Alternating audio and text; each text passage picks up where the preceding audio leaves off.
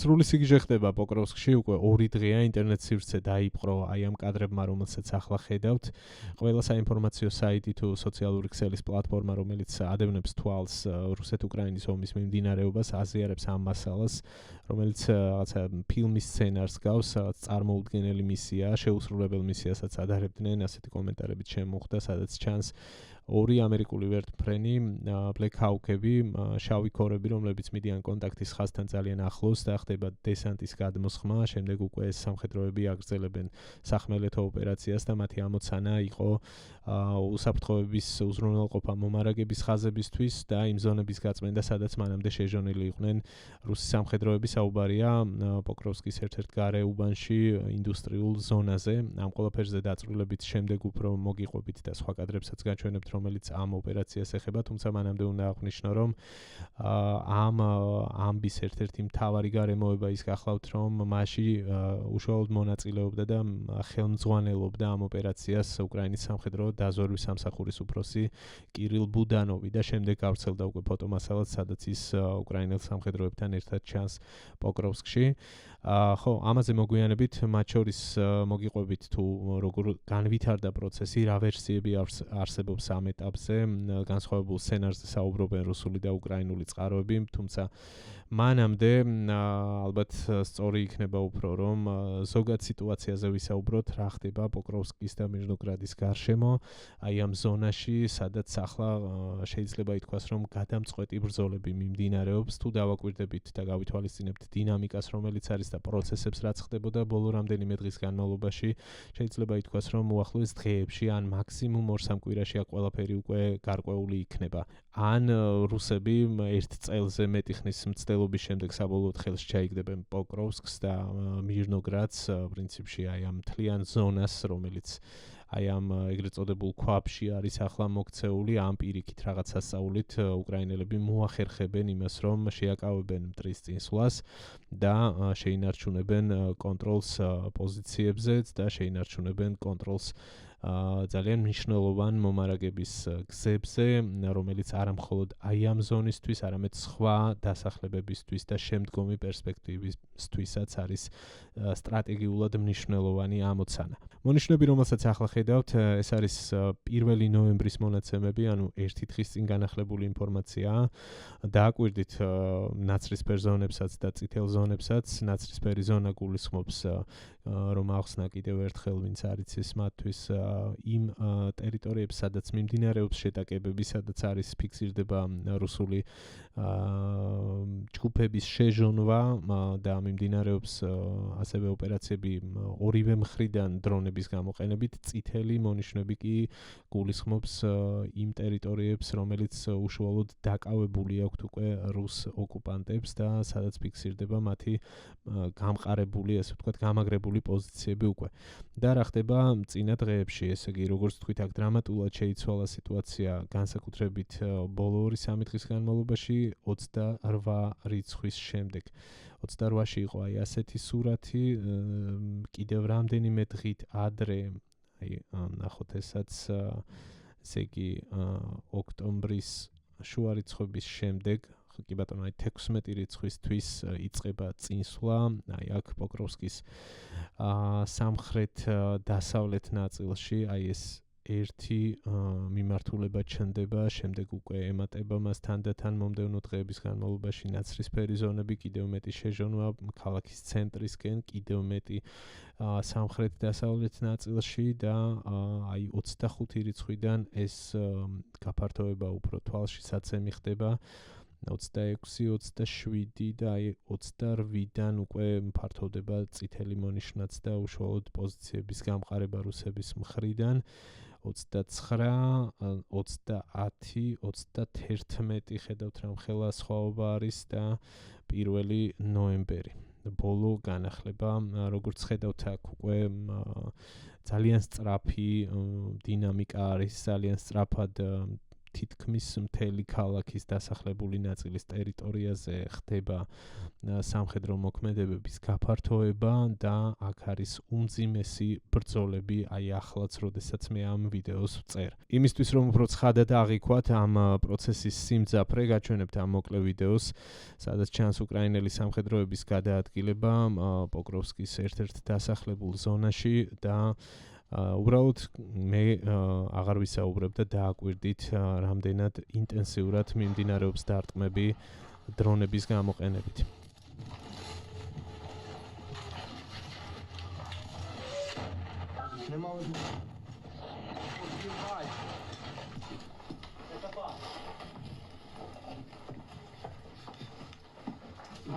Свистить, сука. Нормально? Да. Блядь. Ох, ебать. Выход.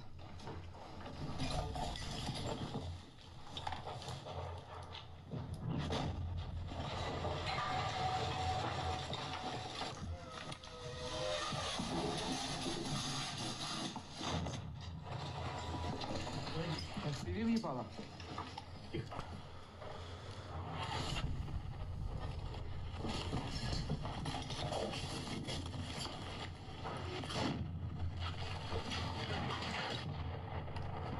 Андрюх, це по нам?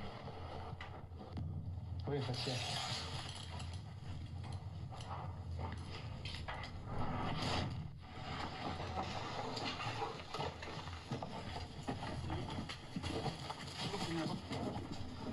Виход.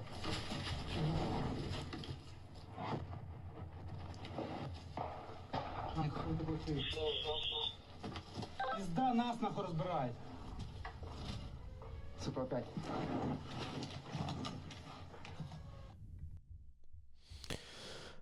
Ну, რა ვიცი, რა შეიძლება ამაზე ითქვას, წარმოუდგენელი გმირობის ფასად და თავგანწირვის ფასად უწევთ უკრაინელ სამხედროებს, რომ აქ პოზიციები დაისვან და რაც უნდა აღინიშნოს არის თანაფარდობა.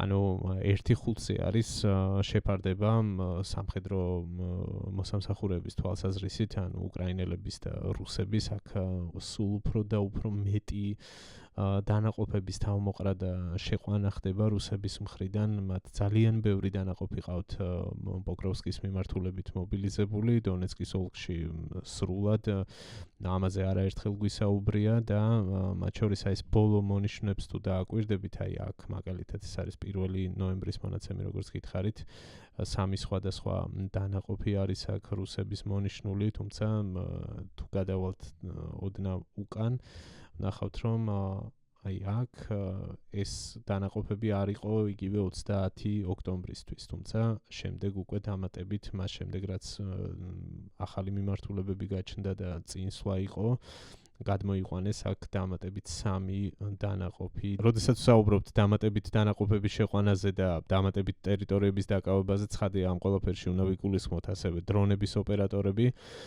მათთვისაც უფრო ფართოვდება მოქმედების არეალი და ფართოვდება დაფარვის ზონა და ისინი დაფრინავენ ყველგან და სულ უფრო და უფრო მეტი წნეხის ქვეშ აქცევენ უკრაინის დამცველებს. დრონები პლუს ავიაცია პლუს არტილერია და მათი რაოდენობის ზრდა, როგორც პოკროვსკის, ასევე მირნოგრადის გარშემო, ეს არის დამატებითი წნეხი უკრაინელებისთვის არამხოლოდ შეხების ხაზზე, არამედ იმ ტერიტორიებზეც, რომელიც ახლა არის მათი კონტროლის ქვეშ და პირველ რიგში მომარაგების ხაზებისთვის არის ეს ძალიან დიდი საფრთხე. ეს გზები რომელიც ამარაგებს აი ამ სოფლებს, იგივე დასახლებულ პუნქტებს, სადაც არიან უკრაინელი სამხედროები, იბომბება როგორც артиლერიით, ავიაციით, ასევე დრონებით და ცხადია უფრო და უფრო ყოველ დღე სიტუაცია რთულდება და რისკები იზრდება აქ მყოფი სამხედროებისთვის. სწორედ ამიტომ, როდესაც ვამბობ, რომ უახლოეს დღეებში ან უახლოეს კვირებში აქ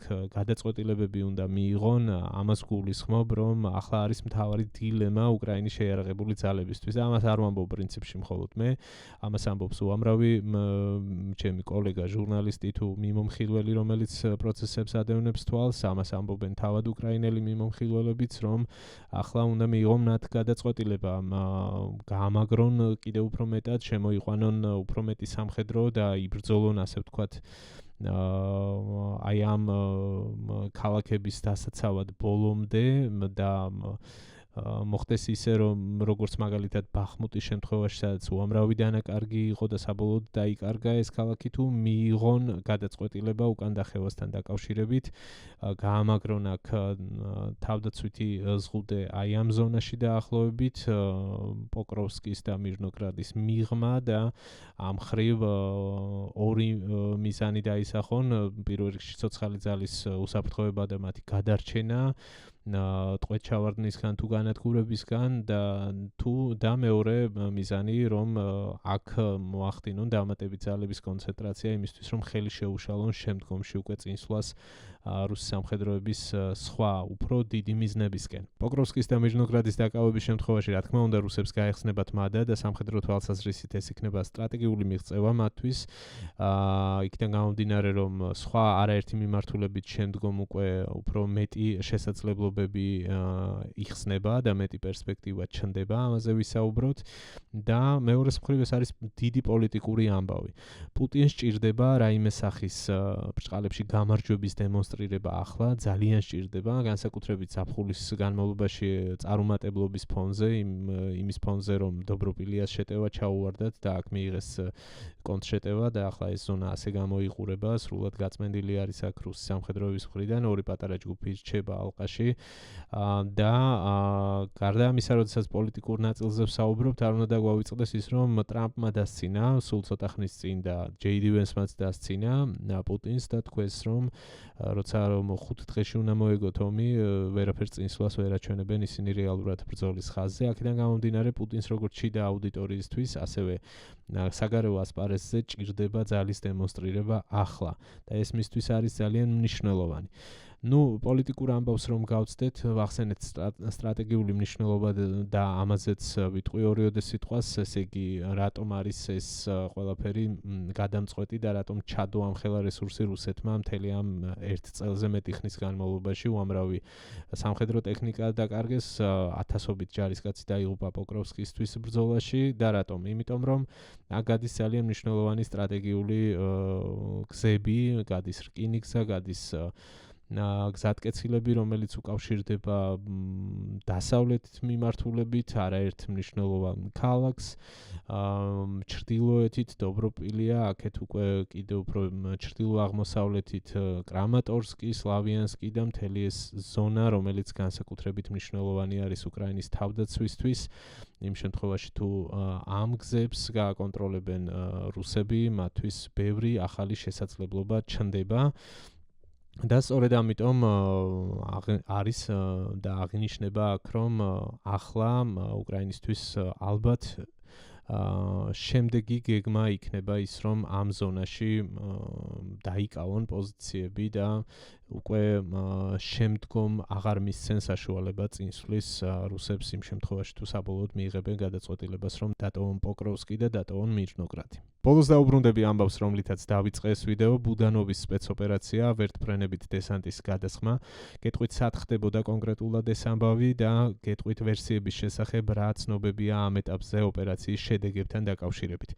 პირველ რიგში განსაზღვროთ ლოკაცია, ეს არის ესე იგი პოკროვსკის დასავლეთი, ჩრდილო-დასავლეთი ნაწილი, აი ამ ტერიტორიაზე საუბარი, სადაც არის ინდუსტრიული ზონა.